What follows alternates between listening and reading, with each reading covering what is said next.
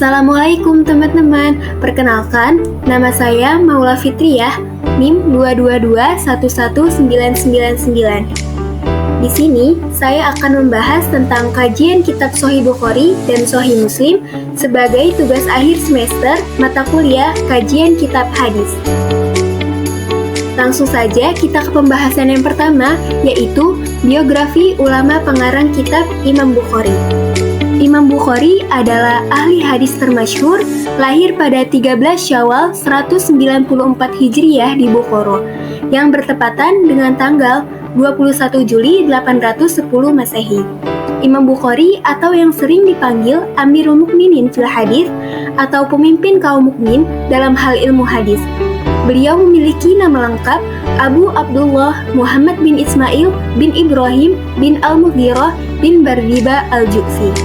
Imam Bukhari adalah seorang pelajar ilmu sejak usia dini.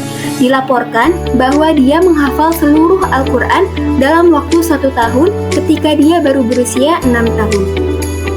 Imam Bukhari terkenal gigih dalam memburu sebuah hadis. Jika mendengar sebuah hadis, maka dia ingin mendapat keterangan tentang hadis itu secara lengkap. Ia harus bertemu sendiri dengan orang yang meriwayatkan hadis tersebut. Dalam mengumpulkan hadis-hadis itu, Imam Bukhari melalang buana ke daerah Syam, Mesir, Aljazair, Basrah, hingga menetap di Mekah dan Madinah selama 6 tahun. Biografi yang kedua adalah Imam Muslim.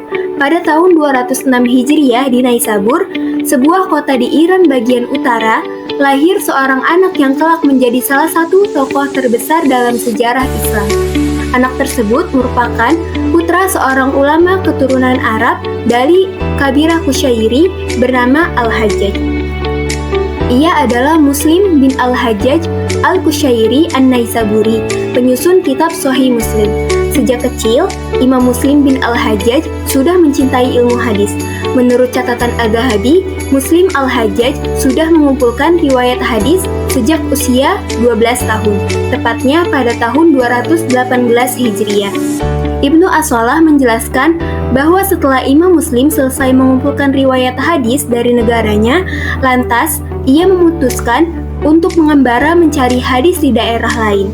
Perjalanan Imam Muslim pun dalam memburu hadis ini juga membawanya singgah ke beberapa daerah seperti Mekah, Madinah, Basrah, Kufah, Baghdad, Balkh, Roy, Mesir, hingga Syam. Selanjutnya kita masuk ke identifikasi kitab. Yang pertama, latar belakang penyusunan kitab Sahih Bukhari. Penyusunan kitab ini berawal dari wasiat guru beliau, yakni Syekh Ishaq, yang berkata, "Hendaklah engkau menyusun sebuah kitab yang khusus berisi sunnah Rasul yang sahih."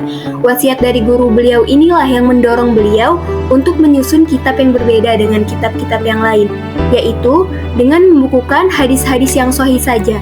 Kitab ini disusun selama 16 tahun.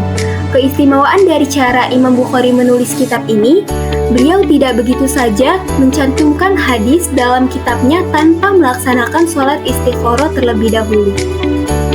Selanjutnya, latar belakang penyusunan kitab Sahih Muslim. Imam Muslim telah menjelaskan bahwa sebab penyusunan kitab ini ada dua hal. Yang pertama, sebagai jawaban terhadap permintaan salah satu muridnya. Imam Muslim berkata kepada muridnya, "Saya insya Allah sedang memulai takhrij hadis-hadis yang engkau minta untuk disusun dengan ketentuan syarat yang akan saya sebutkan kepadamu." Alasan yang kedua, banyaknya kitab-kitab hadis yang telah disusun dan penuh dengan hadis-hadis do'if, munkar, hingga waham. Imam Muslim pun berkata kepada muridnya, "Karena mengingat sesuatu yang telah kami beritahukan kepadamu, bahwa penyebaran hadis dengan sanad yang lemah lagi tidak jelas, dan penyebarannya di kalangan orang awam yang tidak mengetahui aibnya adalah berbahaya, maka hal ini meringankan hati nurani kita untuk memenuhi permintaanmu." Pembahasan selanjutnya yakni penamaan kitab dan jenis kitab. Yang pertama, penamaan kitab Sahih Bukhari. Nama lengkap kitab Sahih Bukhari adalah Al-Jami, Al-Sahih, Al-Musnad, Al-Mukhtasar min Umur Rasulillah sallallahu alaihi wasallam wa sunnatihi wa ayyami. Penamaan kitab Sahih Muslim, nama asli yang diberikan oleh penulisnya adalah Al-Musnad, Al-Sahih, Al-Mukhtasar min As-Sunnah bi An-Naql an Adli an Rasulillah. Nah, kedua jenis kitab ini merupakan kitab jami, yakni kitab hadis yang menghimpun beberapa hadis Nabi yang telah termuat dalam kitab-kitab yang sudah ada. Selanjutnya, kita masuk ke pembahasan isi kitab Sahih Bukhari. Isi kitab Sahih Bukhari ini dimulai dari pembahasan tentang wahyu yang ditutup dengan pembahasan tauhid. Dalam menyusun kitabnya, Imam Bukhari menggunakan susunan dan topik-topik yang lazim digunakan dalam ilmu fikih. Hadis-hadis dipilah-pilah dan dikelompokkan berdasarkan bidang-bidang yang menjelaskan bagian-bagian yang ada, dengan menyebutkan secara lengkap sanad-sanadnya. Selanjutnya, isi kitab Sahih Muslim.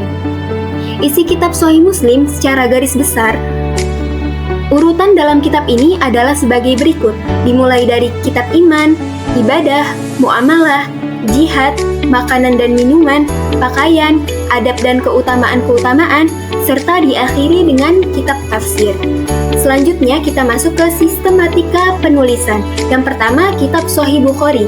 Kitab Sahih Bukhari disusun dengan sistematika yang terdiri dari beberapa judul tertentu, yang mempunyai jumlah 97 kitab, dan di dalam kitab tersebut dibagi menjadi beberapa subjudul, dengan istilah bab yang mempunyai 4.550 bab.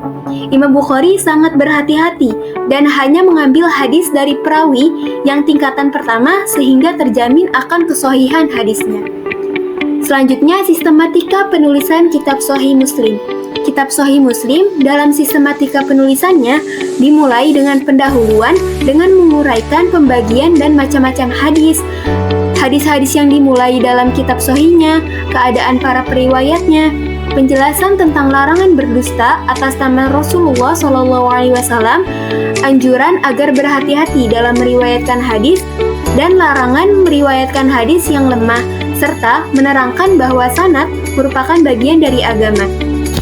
Setelah muqaddimah, beliau kemudian mengelompokkan hadis dalam suatu tempat tertentu dan masalah pada topik tertentu pula. Oke, mungkin itu saja pembahasan dari saya.